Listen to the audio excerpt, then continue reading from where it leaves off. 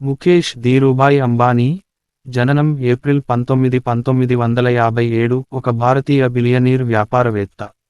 Market విలువ ప్రకారం భారతదేశపు అత్యంత విలువైన కంపెనీ అయిన రిలయన్స్ ఇండస్ట్రీస్ యొక్క చైర్మన్ మరియు మేనేజింగ్ డైరెక్టర్. ఫిబ్రవరి 2024 నాటికి ఫోర్బ్స్ ప్రకారం $112.1 కోట్ల నికర విలువతో, అతను ఆసియాలో అత్యంత ధనవంతుడు మరియు ప్రపంచంలో 11వ ధనవంతుడు. కొన్నిసార్లు ప్లూటోక్రాట్గా వర్గీకరించబడుతుంది. అతను మార్కెట్ మానిప్యులేషన్, రాజకీయ అవినీతి, కుటిలవాదం మరియు దోపిడీకి సంబంధించిన నివేదికలకు కీర్తి మరియు అపఖ్యాతి రెండింటినీ ఆకర్షించాడు.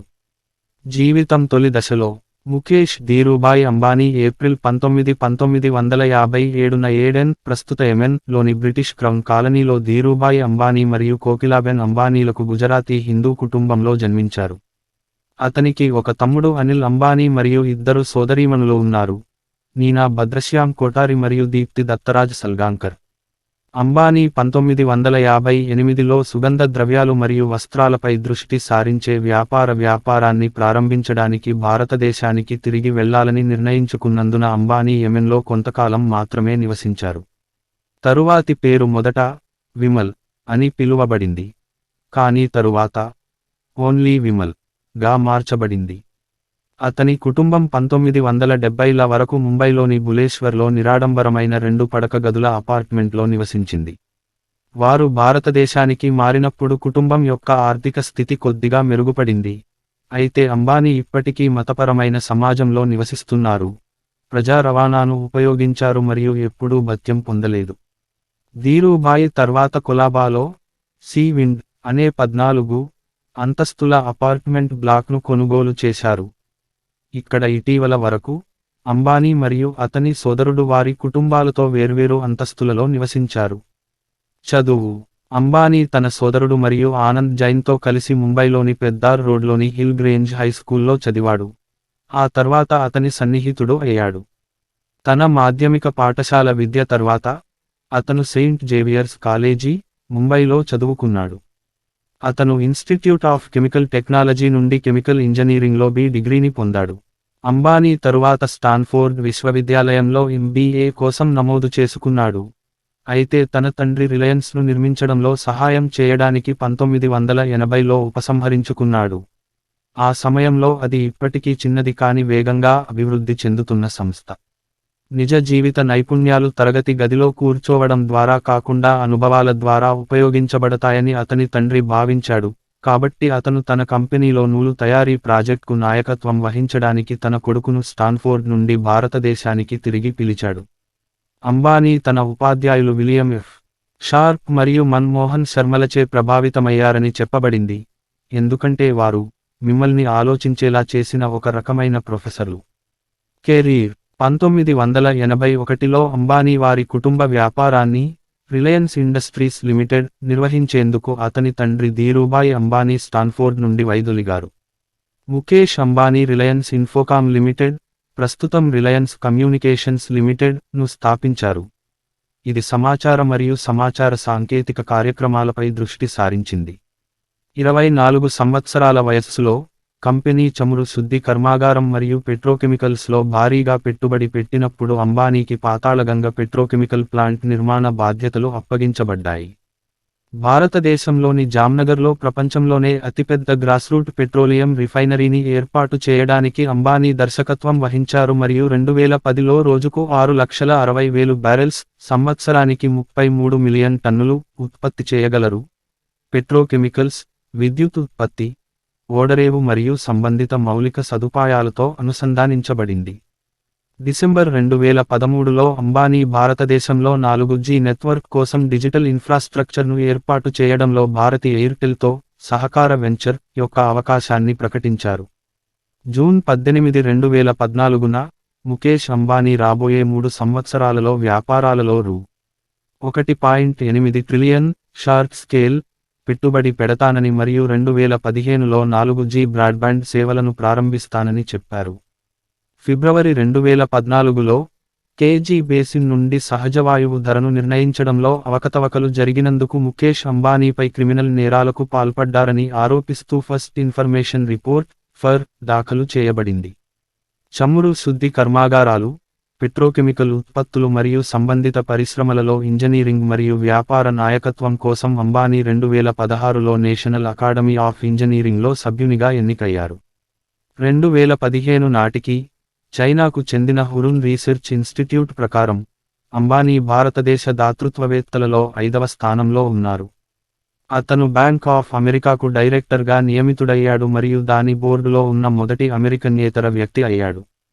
2016 నాటికి, అంబానీ ప్రపంచంలోని 36వ అత్యంత సంపన్న వ్యక్తిగా ర్యాంక్ పొందారు మరియు గత 10 ఏళ్లుగా ఫోర్బ్స్ మ్యాగజైన్ జాబితాలో భారతదేశపు అత్యంత సంపన్న వ్యక్తి అనే బిరుదును స్థిరంగా కలిగి ఉన్నారు. అతను ఫోర్బ్స్ ప్రపంచంలోని అత్యంత శక్తివంతమైన వ్యక్తుల జాబితాలో ఉన్న ఏకైక భారతీయ వ్యాపారవేత్త.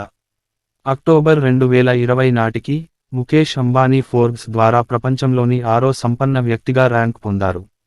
అతను జూలై 2018లో $44.3 కోట్ల నికర విలువతో ఆసియాలో అత్యంత సంపన్న వ్యక్తిగా అలీబాబా గ్రూప్ యొక్క ఎగ్జిక్యూటివ్ చైర్మన్ జాక్ మాను అధిగమించాడు. అతను ఉత్తర అమెరికా మరియు యూరప్ వెలుపల ప్రపంచంలోనే అత్యంత సంపన్న వ్యక్తి కూడా.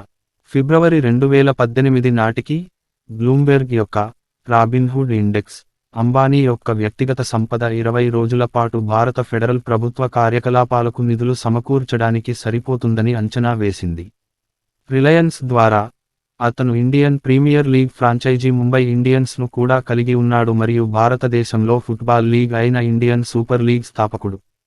2012లో, ఫోర్బ్స్ అతన్ని ప్రపంచంలోని అత్యంత సంపన్నమైన క్రీడా యజమానులలో ఒకరిగా పేర్కొంది. అతను యాంటిలియాలో నివసిస్తున్నాడు. ఇది ప్రపంచంలోని అత్యంత ఖరీదైన ప్రైవేట్ నివాసాలలో ఒకటి, దాని విలువ $1 బిలియన్లకు చేరుకుంది. బోర్డు సభ్యత్వాలు. Board of governors institute of chemical technology, Mumbai సభ్యుడు. Reliance industries limited chairman, managing director, finance committee chairman మరియు ఎంప్లాయీస్ స్టాక్ కాంపెన్సేషన్ కమిటీ సభ్యుడు. మాజీ chairman, Indian petrochemicals corporation limited. Reliance petroleum మాజీ vice chairman. Reliance petroleum board chairman. Reliance retail limited audit committee chairman మరియు chairman. Reliance exploration and production DNCC chairman. మాజీ director, credit committee సభ్యుడు మరియు పరిహారం మరియు ప్రయోజనాల కమిటీ సభ్యుడు, bank of America Corporation. President, Pandit Deendayal Petroleum University, Gandhinagar, Gujarat. అవార్డులు, సన్మానాలు. ఒక కార్యక్రమంలో ఉపరాష్ట్రపతి వెంకయ్య నాయుడు శ్రీ ముఖేష్ అంబానీకి the Economic Times award for corporate excellence award లేదా గౌరవ సంవత్సరం అవార్డు లేదా గౌరవం పేరు ప్రదానం చేసే సంస్థ. 2000 ఎర్నెస్ట్ మరియు Young entrepreneur of the year Ernst మరియు యంగ్ ఇండియా. 2010 ది అవార్డ్స్ డిన్నర్లో global vision award Asia Society. 2010 School of Engineering మరియు Applied Science dean's medal Pennsylvania విశ్వవిద్యాలయం. 2010 ఐదో అత్యుత్తమ పనితీరు కలిగిన ప్రపంచ CEO Harvard Business Review. 2010 global leadership award అంతర్జాతీయ అవగాహన కోసం వ్యాపార మండలి. 2016 foreign associate, US National Academy of Engineering National Academy of Engineering. 2016 Othmer Gold Medal Chemical heritage foundation. Stock manipulation మరియు penalty. Reliance petroleum limited, RPL, షేర్లను తారుమారు చేసినందుకు Reliance industries రూ. 950 కోట్లు, 9.5 బిలియన్లు, 2007లో 447 కోట్లు, 4.47 బిలియన్లు, ఉపసంహరించబడిన లాభాలు మరియు 500 కోట్లు, 5 బిలియన్లు వడ్డీగా విభజించబడ్డాయి. ఏప్రిల్ 2006లో, RPL రిలయన్స్ అనుబంధ సంస్థగా రూ. 60 చొప్పున, మార్కెట్ దాదాపు రూ. 100, మరియు RPL తిరిగి 60కి చేరుకుంది. Securities and exchange board of India ఆదేశానుసారం, RIL దాని ఏజెంట్ల సహాయంతో ఒక వ్యవస్థీకృత ఆపరేషన్ను నిర్వహించి దాని గతంలో జాబితా చేయబడిన యూనిట్ RPL యొక్క ట్రేడింగ్ నుండి అధికారిక లాభాలను పొందింది. 2009లో పూర్వం. వ్యక్తిగత జీవితం.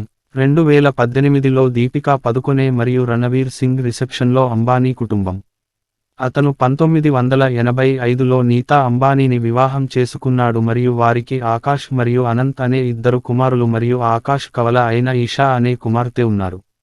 నీతా పాల్గొన్న ఒక నృత్య ప్రదర్శనకు అతని తండ్రి హాజరైన తర్వాత వారు కలుసుకున్నారు మరియు ఇద్దరి మధ్య వివాహాన్ని ఏర్పాటు చేయాలనే ఆలోచన గురించి ఆలోచించారు. వారు ముంబైలోని ఒక ప్రైవేట్ 27 అంతస్తుల భవనం అయిన యాంటిలియాలో నివసిస్తున్నారు. దీని విలువ $100 కోట్ల మరియు నిర్మించబడిన సమయంలో ప్రపంచంలోనే అత్యంత ఖరీదైన ప్రైవేట్ నివాసంగా ఉంది. భవనం నిర్వహణ కోసం 600 మంది సిబ్బంది అవసరం మరియు ఇందులో 3 హెలిప్యాడ్లు, 160 కార్ల garage, private cinema theatre, swimming pool మరియు ఫిట్నెస్ సెంటర్ ఉన్నాయి. 2007లో అంబానీ తన భార్య 44వ పుట్టినరోజు కోసం $10 లక్షల ఎయిర్బస్ A319ని బహుమతిగా ఇచ్చాడు. 180 మంది ప్రయాణీకుల సామర్థ్యం కలిగిన ఎయిర్బస్లో living room, bedroom, satellite television, wifi, sky bar, jacuzzi మరియు ఆఫీస్ ఉండేలా కస్టమ్ ఫిట్ చేయబడింది. 2008లో ఐపీఎల్ క్రికెట్ జట్టు ముంబై ఇండియన్స్ను $111.9 మిలియన్లకు కొనుగోలు చేసిన తర్వాత Ambani, the world's richest sports team owner అని బిరుదు పొందారు. ముఖేష్ అంబానీ ఒక కఠినమైన శాఖాహారం మరియు టీటోటలర్. మార్చి 31, 2012తో ముగిసే ఆర్థిక సంవత్సరంలో రిలయన్స్ ఇండస్ట్రీస్ లిమిటెడ్ రిల్ చీఫ్గా తన వార్షిక వేతనం నుండి దాదాపు ఇండియన్ రూపీ 240 మిలియన్లను వదులుకోవాలని నిర్ణయించుకున్నాడు. ఆ ఆర్థిక సంవత్సరంలో దాని టాప్ మేనేజ్మెంట్ సిబ్బందికి రిల్ యొక్క మొత్తం రెమ్యునరేషన్ ప్యాకేజీలు పెరిగినప్పటికీ అతను దీన్ని ఎంచుకున్నాడు. కంపెనీలో ముఖేష్ అంబానీకి 50.4% వాటా ఉంది. ఈ చర్య అతని జీతం వరుసగా 4వ సంవత్సరం ఇండియన్ రూపీ 150 మిలియన్లకు పరిమితం చేసింది. 2019 ప్రారంభంలో స్వీడిష్ గేర్మేకర్ ఎరిక్సన్కు రిలయన్స్ కమ్యూనికేషన్స్ చెల్లించాల్సిన వ్యక్తిగత హామీ రుణాన్ని చెల్లించనందుకు ముంబైలోని కోర్టు అతని తమ్ముడు అనిల్ అంబానీపై నేరారోపణ చేసింది. జైలు శిక్షకు బదులు నిధులతో రావడానికి అనిల్కు కోర్టు 1 నెల సమయం ఇచ్చింది.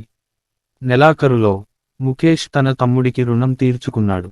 2021లో అంబానీ నివాసం ఉండే ముంబై ఆకాశహర్మ్యం సమీపంలో పేలుడు పదార్థాలతో నిండిన ఆకుపచ్చ మహీంద్రా స్కార్పియో ఎస్యూవీ కనుగొనబడినప్పుడు అతను బాంబు భయానికి గురయ్యాడు.